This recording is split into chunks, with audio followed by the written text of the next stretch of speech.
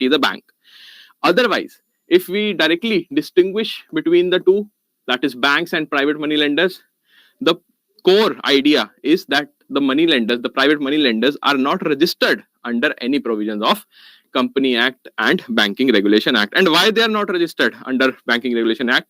Because they do not fulfill what is written there in the Banking Regulation Act. Okay. So now let's break down the definition. First of all, accepting the deposit of money from the public. So you are accepting the deposit of money from the public. How? You are ensuring disburse those funds to a particular group of people only, or they can do whatsoever they want to do until the customer demands the money. Let's see. So every institution carrying out the business of banking must accept the deposit of money from the public and should not confine to the deposit from the members only. That's the simple thing. Acceptance for the purpose of lending or investment.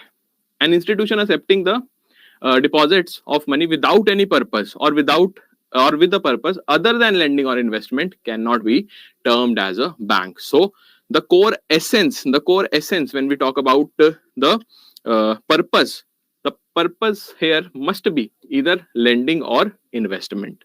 Mark this, very, very important. Deposit repayable to the depositors on demand or otherwise. So the deposits of money may be repayable either on demand or if there are term deposit, if there is some FD, RD, and the customer has already given you the intent that I want my money post maturity, or I want certain amount of my money as ROI after a particular time period on the expiry of the stipulated term or period. So I hope the breakdown is also clear to everybody. If there is somebody who is unable to decipher or understand, do let me know. Okay. So whether IIBF will be asking you about these things, answer is no, not directly. But can it ask you via case study? Definitely. Here, these keywords will act as your saviors when we talk about the solution of a particular case study. What all? You can say the keywords, that is purpose, lending, investment, deposit on demand, and accepting the deposits. These three keywords will be very, very important for you if there is a case study based on the definition of a particular bank. Fine. So let's move on and see certain rules and regulations, how our country's law apply to a particular entity and how we tell a particular entity is a bank or not. So when we talk about Companies Act, so a company incorporated under Indian Companies Act 1956 or the amended version, that is 2013, can be a bank or a banking company. So under Companies Act, yes, you can say that if a company is falling under this particular act, you can term it as a company, okay, a bank. Under Section 5C of the Banking Regulation Act, banking company means any company that transacts the business of banking in India. So business operations, what all operations are being performed by a bank, we'll be elaborating on that. But for your reference, right now, you must remember that the reference of a company being aligned as a bank is there in Companies Act. Then in Banking Regulation Act also, a banking company has been defined multiple times. Like in the Section 5C, it is defined. Then there are certain prohibitions under the Banking Regulation Act itself. What are those? Under Section 7.1 and 7.2. If we talk about Section 7.1, the Banking Regulation Act prohibits the use of words banker or banking company by a company other than a banking company. Simple, very simple. If you are not falling under the definition which is stated under 5C of Banking Regulation Act, you are prohibited to use all these words. Similarly, Section 7.2 further prohibits the use of such words by an individual or a group of individual or a particular firm. So what you need to remember from this particular slide, the Companies Act has a reference, and along with that, Banking Regulation Act defines whether a particular entity is a bank or not. Now let's see who is a customer. We have defined that which particular entity will be called as a bank. Now let's move on to the definition of customer. Who all can be a customer? In the meantime, let me just see. whether there are any doubts on YT.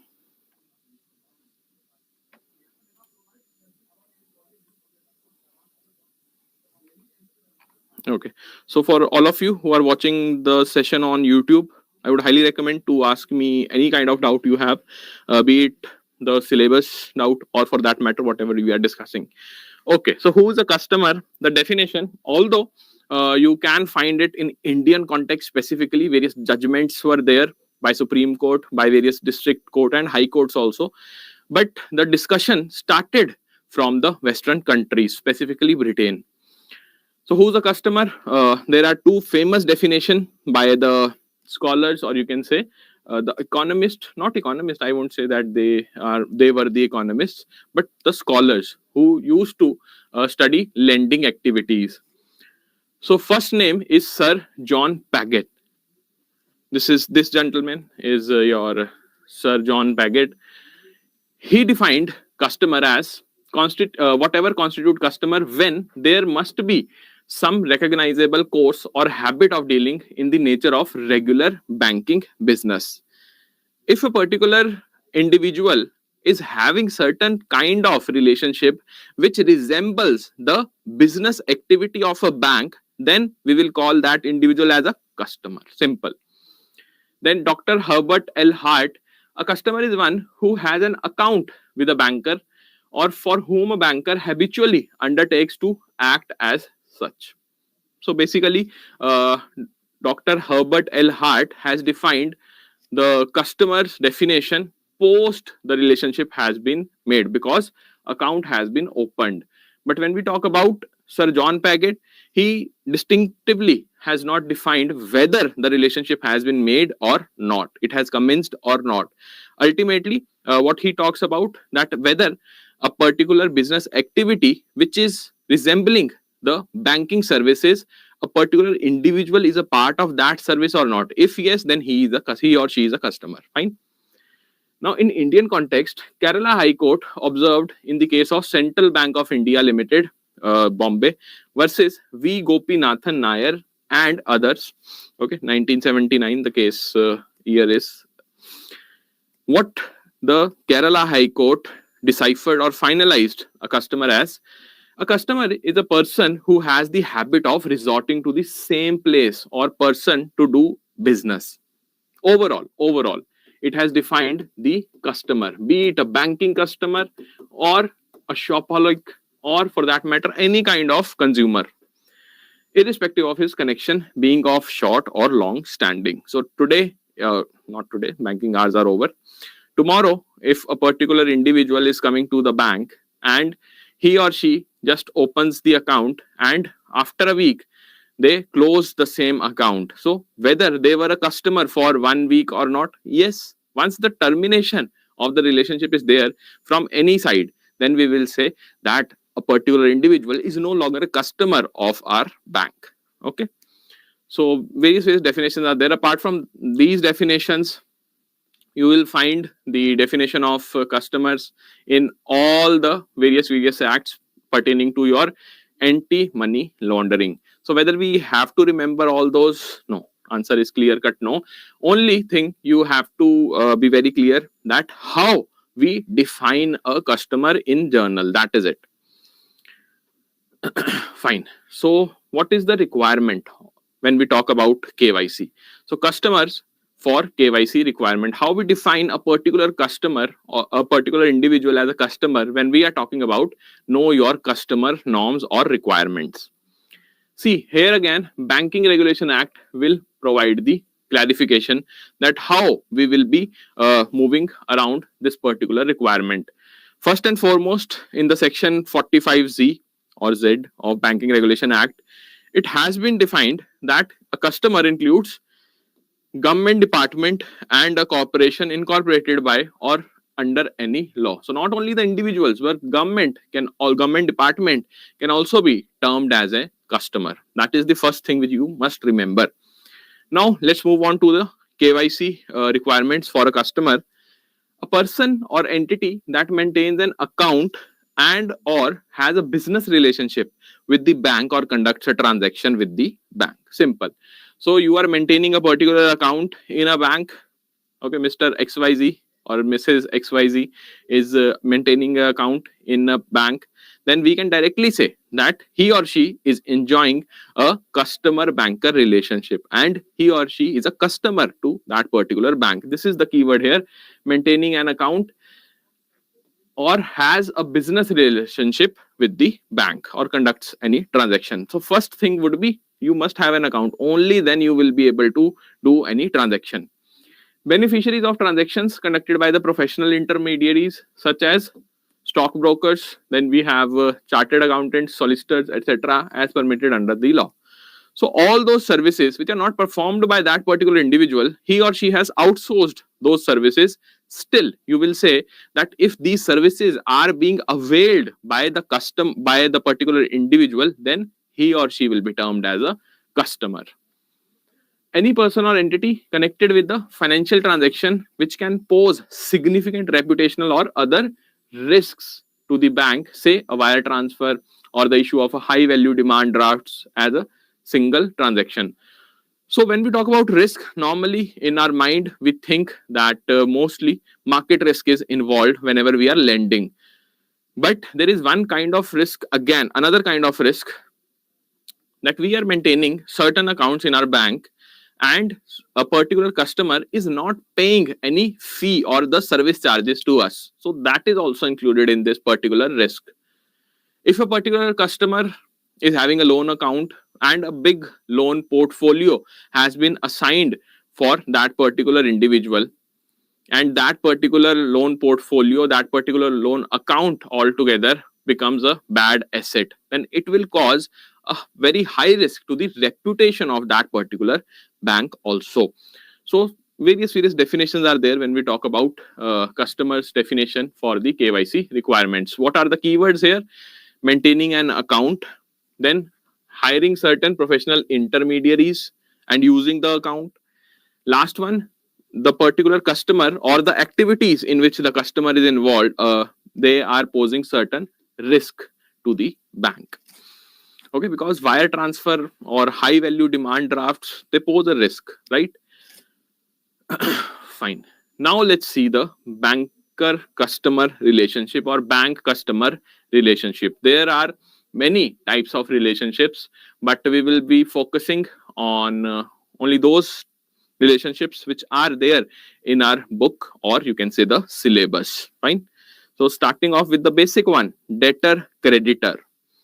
So when we talk about debtor and creditor, let's not jump into any conclusion here. Let's have a discussion. What do we mean by debtor? What is a debtor and who we can say is a creditor? Anybody who wants to add here?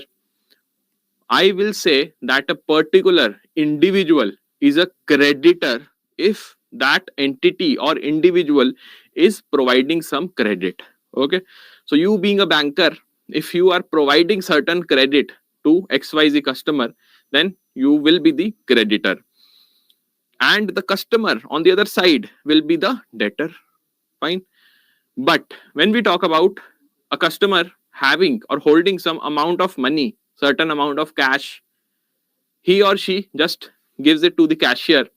So in that case, the customer is the creditor. And who will be the debtor? The debtor will be the bank. Okay, simple. So creditor, always remember who gives the credit, debtor who is there to oblige the credit or he or she is seeking that credit. Here it is written also, creditor, who is a creditor? The credit giver, and debtor, the credit seeker. Simple, very, very simple. Based on this particular thing only, we can understand the relationship of a bank and a customer when we are talking about creditor and debtor. So debtor, creditor, bank is a debtor and customer is the creditor or the depositor. How things will pan out, let's see all the features. So in this case, the bank is free to use the money in a way that is most beneficial to it. Customer has no problem whatsoever until and unless the money is lost. Okay, and losing a money does not only mean that your bank has gone bankrupt. It directly means that on demand, if the customer is not being obliged by whatever amount he or she was promised to give, then you will say that the money has loss has occurred. Until and unless it is not going to happen in the bank branch, the bank is free to use the money in whatsoever way it wants.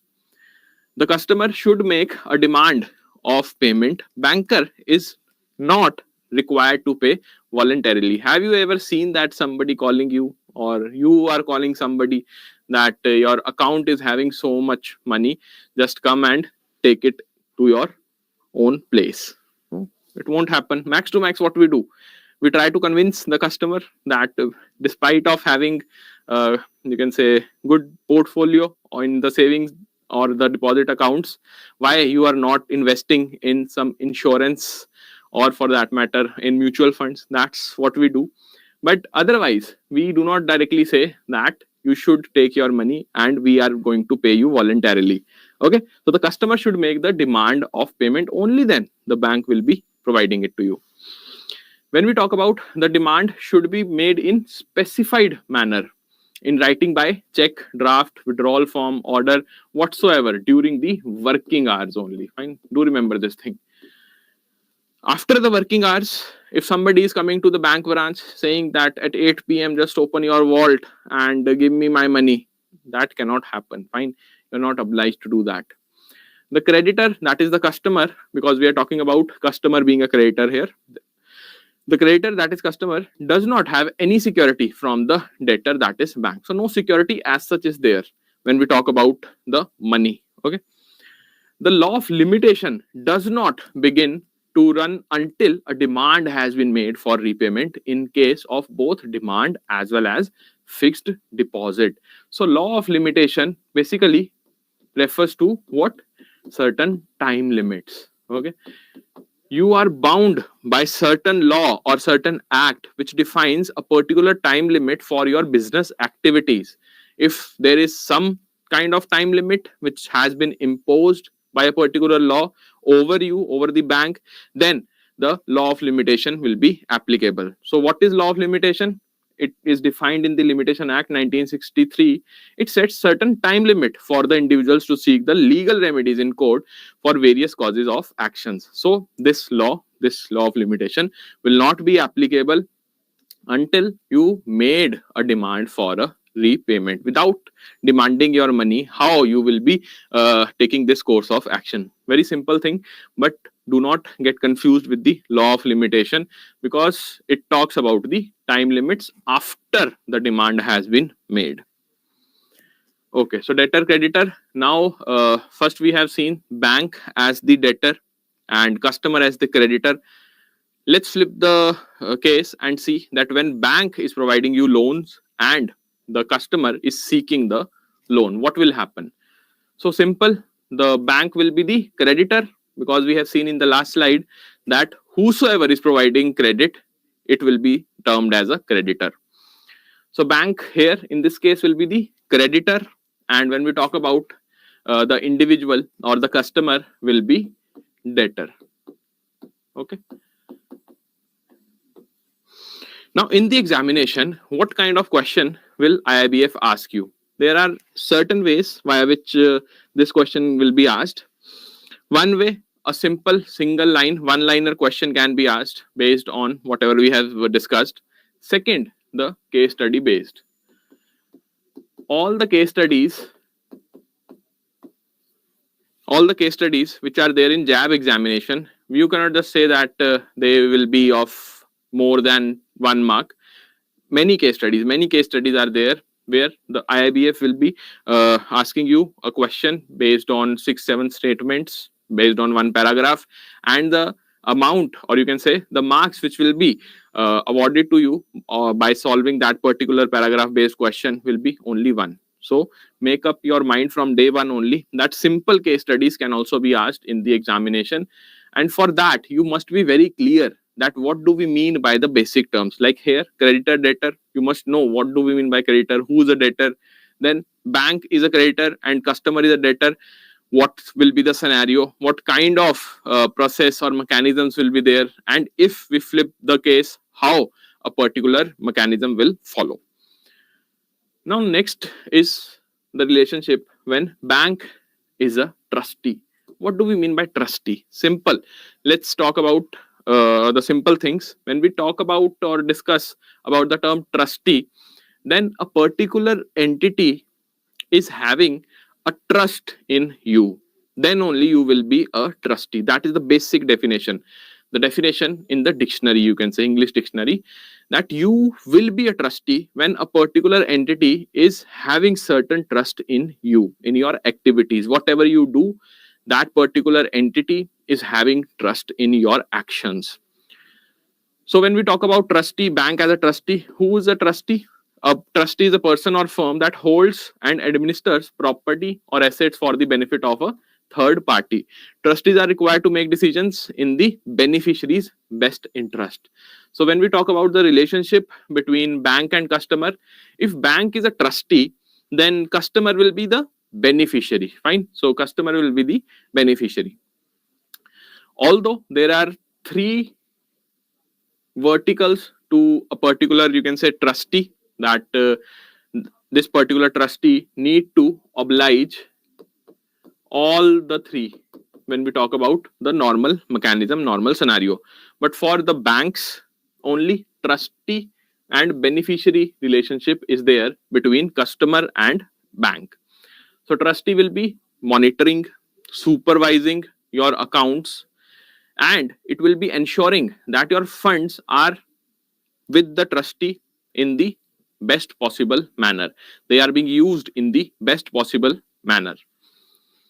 So whether customer can be a trustee or not, what do you think? We have seen in debtor and creditor that both ways things go.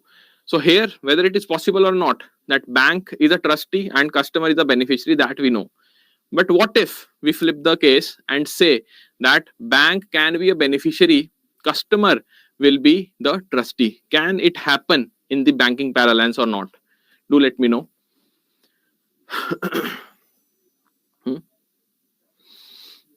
Anyone?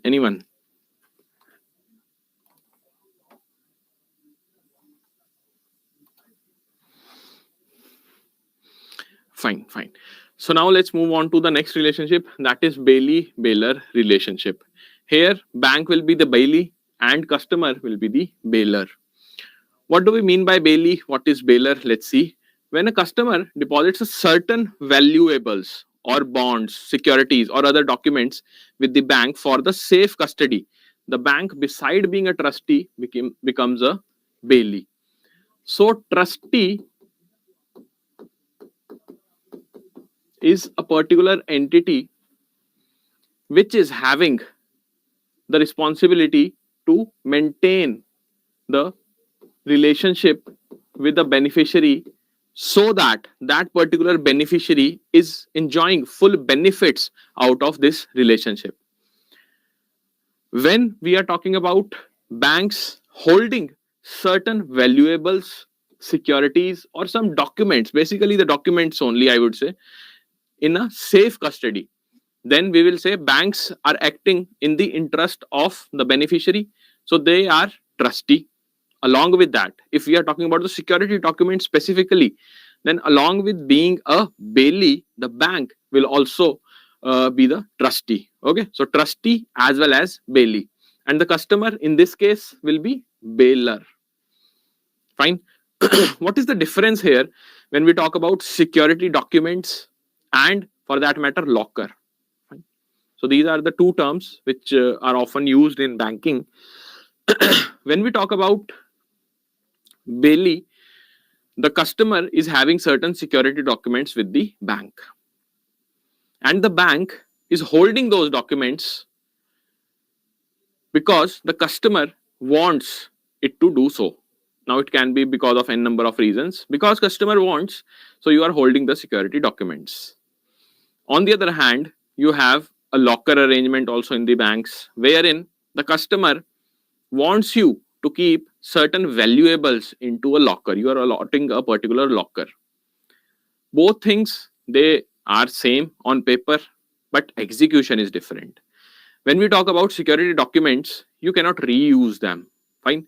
for whatever purpose they are with the bank, you cannot just say that now I want my security documents back until and unless you have obliged the bank with whatever loan you are having with the particular bank. On the other hand, if you are using the locker system in a bank, on regular basis you can pay a visit to the bank, and you can just take whatever important ornament is there, whatever important thing is lying there in your locker, so that you can use them, still maintaining the account in the bank. So I hope that the difference is clear.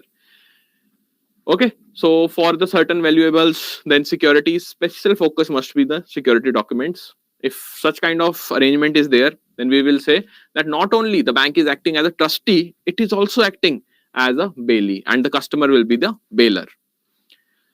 Now, specific mention is there in the section 148 of Indian Contract Act, that is 1872. The bank will become custodian of the securities, hence as a bailee it is liable for any loss caused to the bailer due to negligence.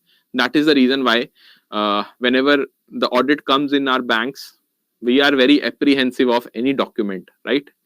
Especially it happens for the home loan documents, that whether we are having or we are in the possession of all those documents or not.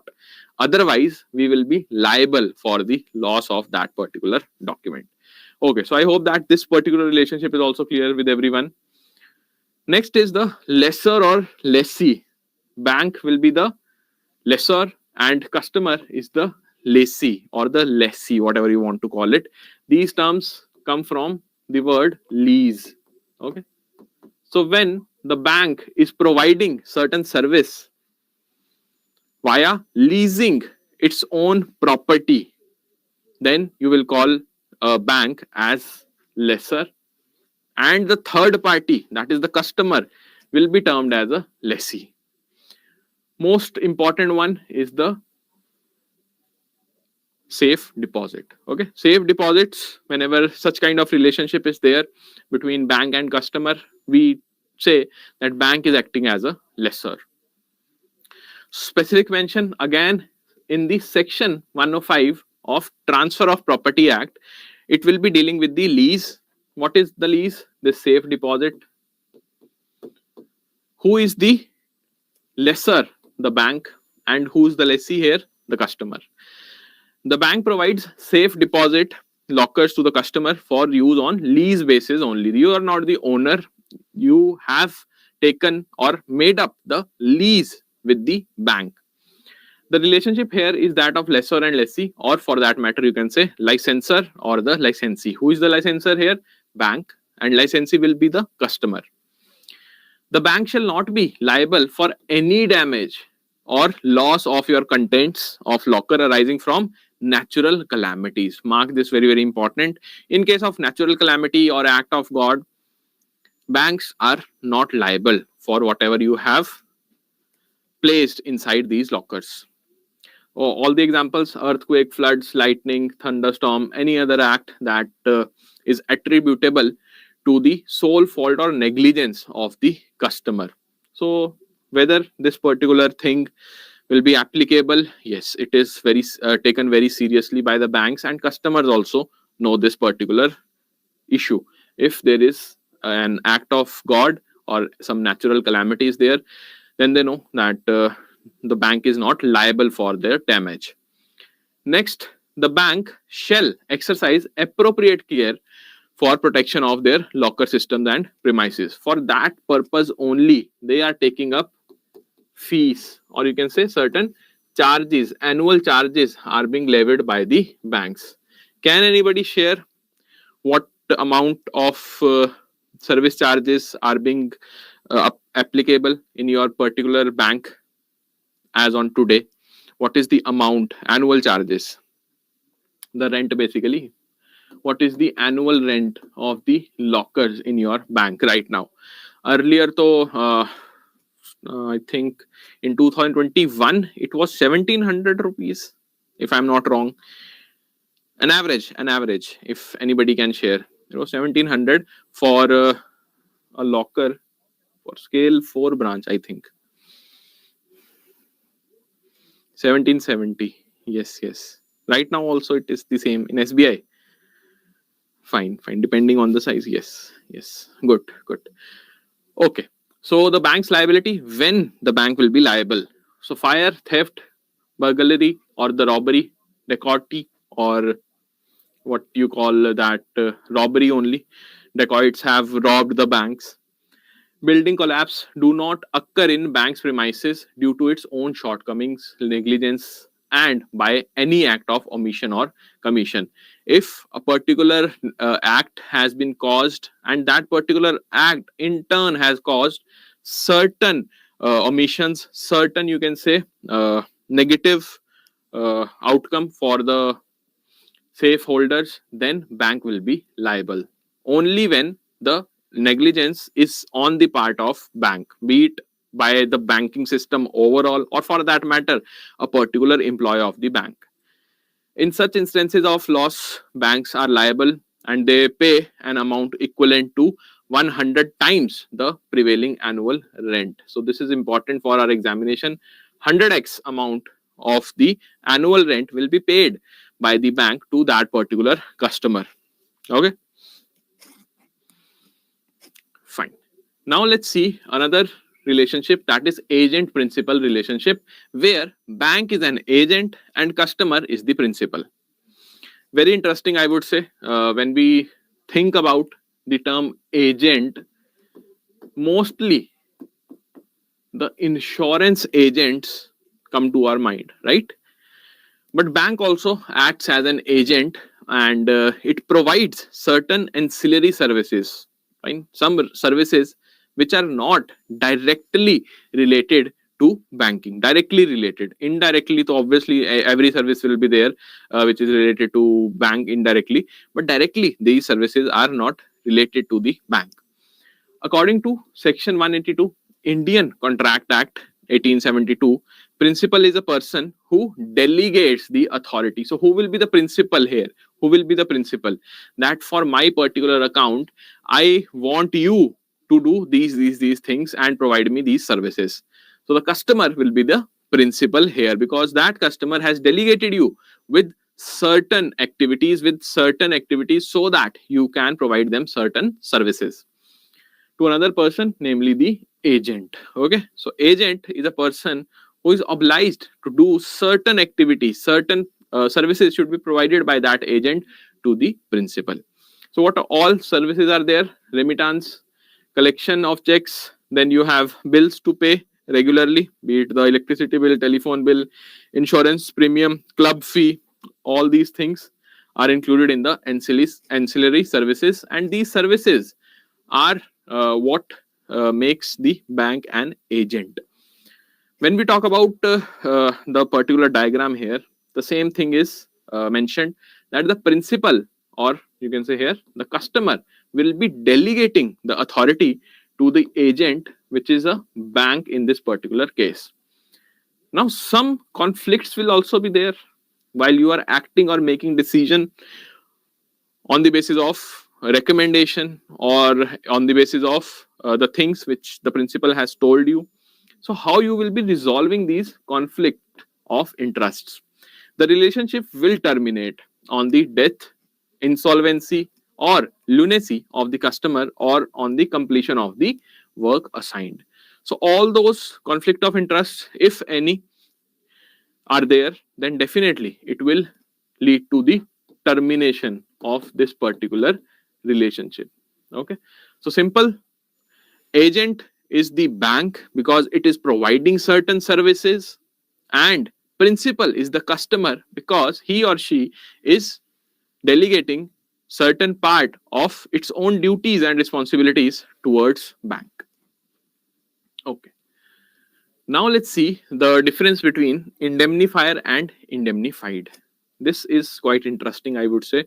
Out of all the relationships which we have studied till now, this is the most interesting one, because here confusion will be there. Okay, and where there is confusion, there lies an opportunity for IIBF to ask a question. So mark this important. Any examiner will try to explore such areas from where it can confuse the you can say people who are giving the exam. So when we talk about indemnifier and indemnified, always remember the bank is indemnified or the indemnity holder, and the customer is the indemnifier. Now, when we talk about the contract, what do we mean by a contract of indemnity and how it is different with the contract which provides certain guarantee? Let's first see that. Then only we'll be able to have the clarity between when we talk about the relationship between the bank and the customer. Okay, so in the contract of indemnity, a promise is to compensate for any kind of loss incurred due to the actions of the indemnifier. Okay, but when we talk about guarantee, guarantee is provided or it is a promise to perform an obligation or pay for the liability in case of default by a third party, right? In loans, whatever loans we disburse in the banks, everybody knows that a guarantor will be there if the primary applicant is unable to repay the loan amount. So the default is done by a third party and it will be guaranteed by some other person. Another difference, the contract of indemnity involves two parties, that is the indemnifier and the indemnity holder. Whereas the contract of guarantee will be involving three. That is your one will be the debtor, then we'll be having creditor, and the last one will be the surety. Surety, the guarantor only. So when we talk about debtor and creditor, since we have just discussed it, the first banker customer relationship, can anybody tell me that who will be the debtor and who will be the creditor in this particular case when we are signing the contract of guarantee in a bank? Who will act as the debtor and who will be the creditor? A very basic question, but such type of question can be asked in case study also. Do let me know in the comment section.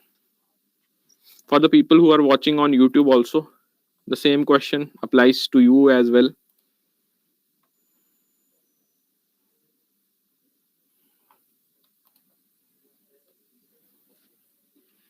Who will be the debtor and who will be the creditor in this case? I hope that this is clear, na? Contract of indemnity, how it is different from the contract of guarantee.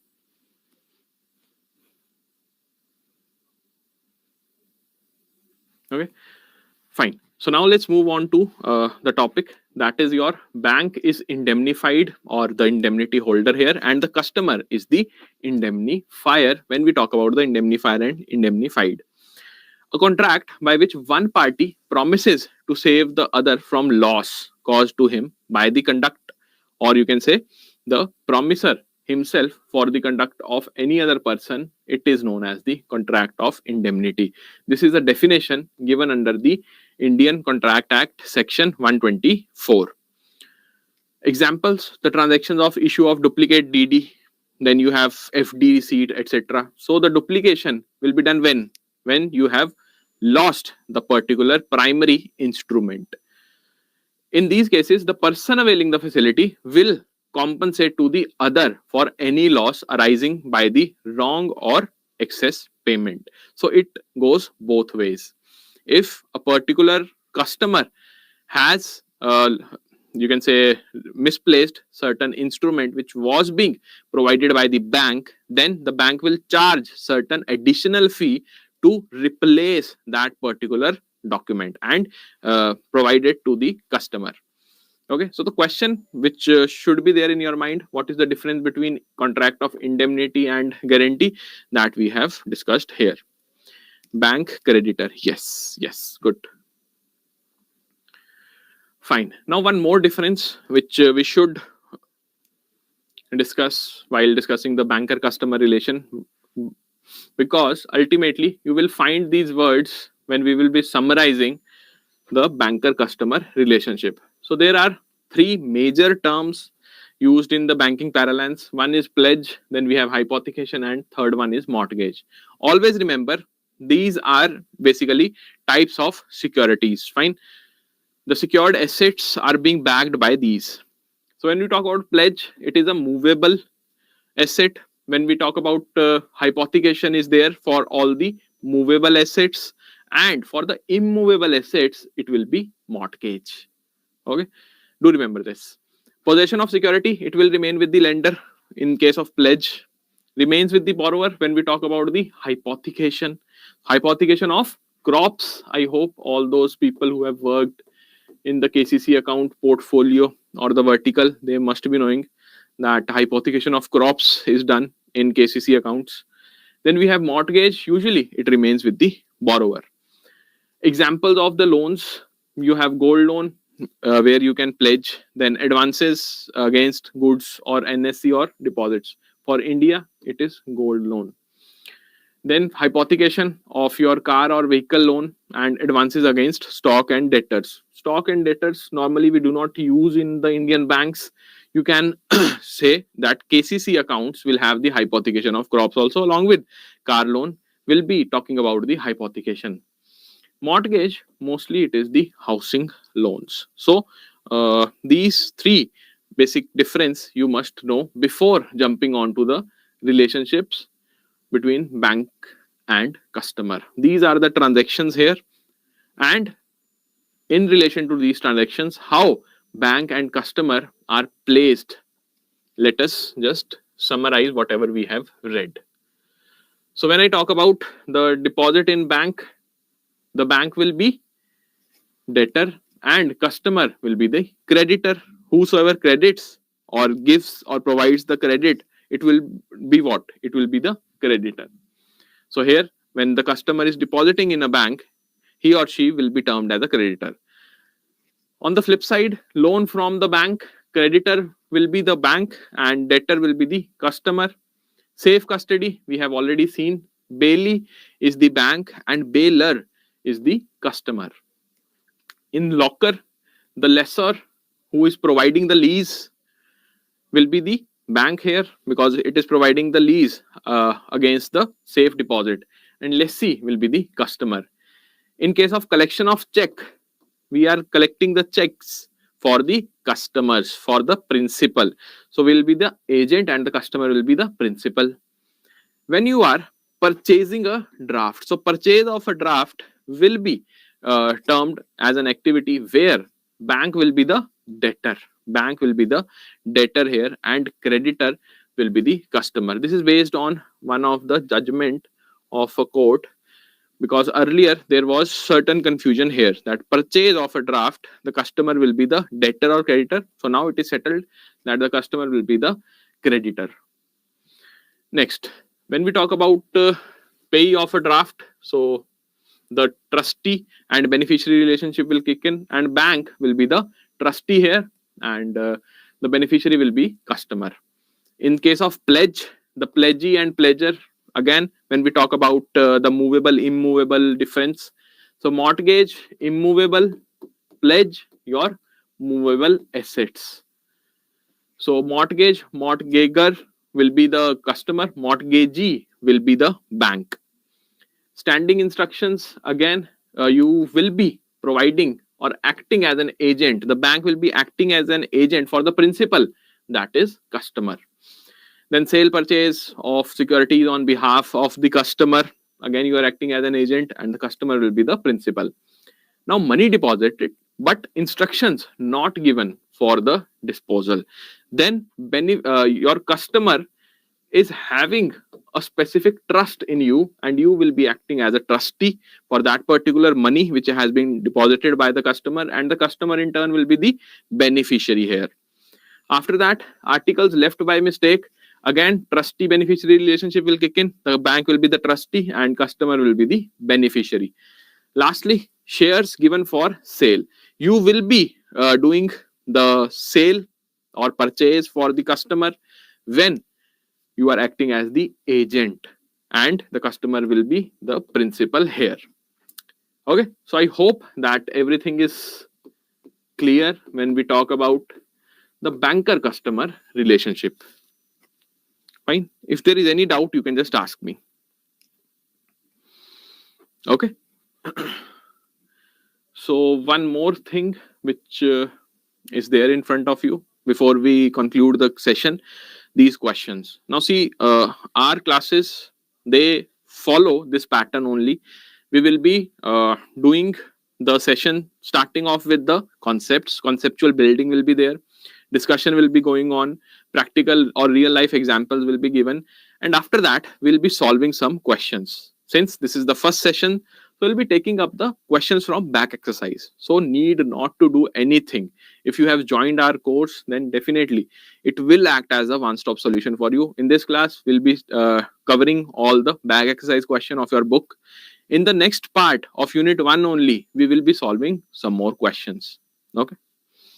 So principal function of bank will be what? Remittance service is not a principal function, or what? Accepting deposit, lending, non-fund business, and remittance service. In the forex, if we talk about, what will be the right answer here? Correct answer is option D only. So these are the principal functions, be it in the, you can say, ancillary services, but they are involved. Do remember this.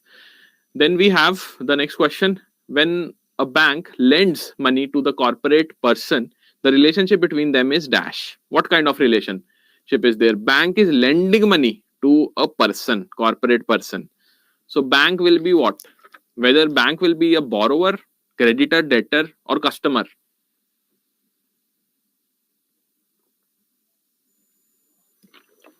Bank is providing or giving credit. Okay. So credit giver. So answer will be what? Option B. Simple. Credit giver will be the creditor, that is bank, and corporate person will be the debtor. Next, what relationship is created when the bank collects a check in clearing? Bank is collecting a check on your behalf. So it is acting as what? It is acting as what? Whether it is acting as clearing member or agent, because you are principal. I hope that this everybody knows. Fine. So most of you are answering as C. Indeed, C is the right answer. That the bank will be collecting the check on your behalf and will act as an agent for you, and you are the principal in this particular case. Demand deposits are those which can be withdrawn dash on request, on sanction by manager, on demand, on persuasion. Now many aspirants ask us that whether we should cover only book and solve all the questions which are there in the backside of the book. See, all those questions which are there in your back exercise of Macmillan publication book, they are quite simple. I'm not saying that the book is not good. The book is written in a very fluid manner, I would say, and it has taught us also many things. But since the demand of IIBF exam is changing, it is ever changing. That is why we always tell the students or the bankers that you should focus on the test series, and the paid version of all these classes will give you certain MCQs beyond those back exercise also. So if you are not joining any course as such, do enroll in good test series. Okay. So for this question, C will be the right answer. Next, merchant bankers. Although we have not covered this right now, if you want to solve it, you can, because this is the last question. Merchant bankers are dash. They are financial brokers, intermediaries, or underwriters, credit appraisers. The merchant bankers are, any guess? You can guess it. We'll be discussing in the next class, but still, let's give it a shot because there are no negative marking. So the correct answer will be option B, that is financial intermediaries. Fine. So this was it from my side, and for all of you who are watching this on YouTube, this particular batch where you are, this particular session which you are watching, it pertains to the success batch. Herein you will be having all the study material, all the classes in one batch only. So if you are targeting November 2025, you must enroll in this particular batch so as to have one-stop solution for your preparation journey, be it the live session, the recorded classes, be it the mock test, unit-wise mock test, plus all those ebooks which we are providing in this batch. I hope that all of you who have joined this session was fruitful for you. You have learned or understood how we will be approaching in the upcoming sessions, also upcoming topics or units also. So make an informed decision, and to consider this batch. For maximum discount, you can apply the coupon code, that is Y1003, which is also mentioned in the you can say the footnote of this particular video, whatever they call it, footer, I think. Fine. Chaitanya, it has already been uploaded. It is there in the portal only. You can check it. Fine. So, any other doubt? Okay. Fine. So, we'll meet tomorrow, same time. So, what is my expectation? I will reiterate the fact that you must try to read the PDF on your own and ask whatever doubt you have. Goodbye, everybody. Take care.